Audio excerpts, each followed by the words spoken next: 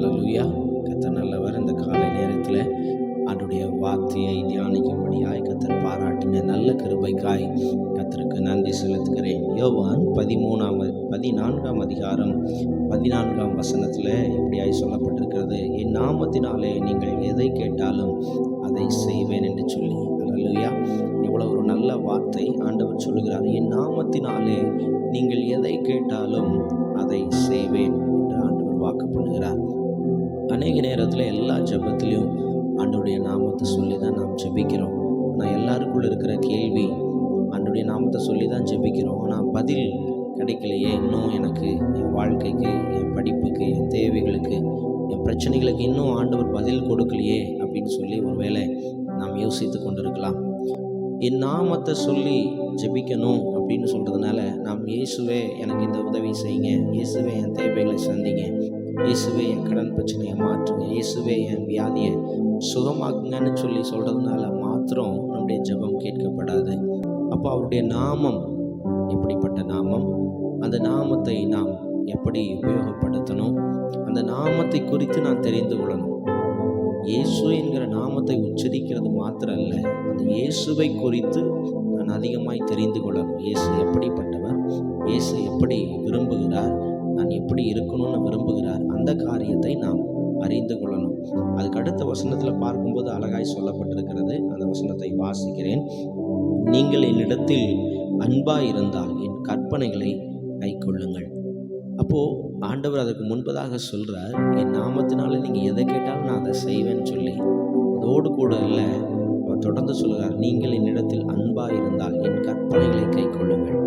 நாம் அவருடைய நாமத்தை சொல்லி ஜெபிக்கிறது மாத்திரம் அல்ல, அவருடைய நாமத்தை குறித்து அறிந்து அவரை நேசித்து அவருடைய கற்பனைகளை நாம் கை கொண்டு ஜெபிக்கும் பொழுது அந்த ஜெபத்துக்கு நிச்சயமாகவே பதில் உண்டு. அதனால் உங்கள் ஜெபங்களுக்கு பதில் வேணும் அப்படின்னு சொன்னால் நீங்கள் வெறும் காலையில் அல்லது இரவு நேரத்தில் நான் ஜெபிக்கிறேன்னு சொல்லி நம்முடைய விண்ணப்பங்களை எல்லாம் சொல்லி இயேசுவின் நாமத்தில் பிதாவே அப்படின்னு ஜெபிக்கிறதுனால மாத்திரம் பதில் நமக்கு வந்துடாது. அந்த நாமத்தை நான் அறியணும், அவரை நான் பின்பற்றணும், அவரை நான் நேசிக்கணும், அவருடைய கற்பனைகளை நான் கை கொள்ளணும். அப்போ தான் அவருடைய கற்பனைகளை கை கொண்டு நான் ஜெபிக்கும் பொழுது தான் அந்த ஜெபம் கேட்கப்படும். அந்த ஜெபத்துக்கு கர்த்தர் என்ன பண்ணுறாருன்னா, எதை கேட்டாலும் நான் அதை என்ன பண்ணுவேன், செய்வேன். ஆண்டவரே உங்களுக்கு செய்வார். நம்பிக்கையோடு கூட இருங்க, விசுவாசத்தோடு கூட இருங்க. உங்களுடைய ஜெபங்களுக்கு கர்த்தர் பதில் கொடுப்பதற்கு அவர் எப்பவும் ஆயத்தமாக இருக்கிறார். நீங்கள் அவரை நேசிக்கணும், அன்பு கூறணும், அவருடைய கற்பனைகளை கை கொள்ளணும்னு ஆண்டவர் சொல்கிறார்.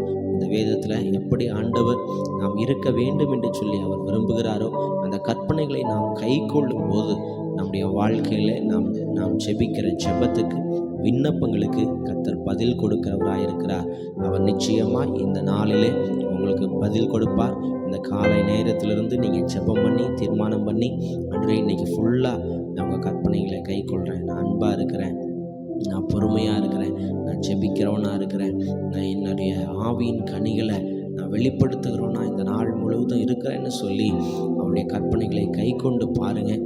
கர்த்தர் நிச்சயமாக இந்த நாளில் உங்களுடைய விண்ணப்பங்களுக்கு, உங்களுடைய ஜெபங்களுக்கு அவர் பதில் கொடுப்பார் அப்படிங்கிறதுல எந்த சந்தேகமும் இல்லை. அவர் நிச்சயமாக உங்களுக்கு பதில் கொடுப்பார். விசுவாசத்தோடு கூட இருங்க.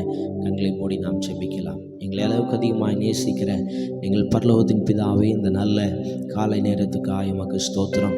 என் நாமத்தினாலே எதை கேட்டாலும் நான் அதை செய்வேன் என்று சொன்னவர் ஆண்டவரே, எமக்கு ஸ்தோத்திரம். உம்முடைய நாமத்தினாலே பிள்ளைகள் கேட்கும்போது, ஜெபிக்கும்போது, உம்மிடத்தில் அன்பாக இருக்கும்போது, உம்முடைய கற்பனைகளை கை கொண்டு அவர்கள் உம்மிடத்தில் ஆண்டு தகப்பனை ஜெபிக்கும் போது அந்த ஜெபத்துக்கு கர்த்தர் பதில் கொடுக்கும்படியாக ஜெபிக்கிறோம்.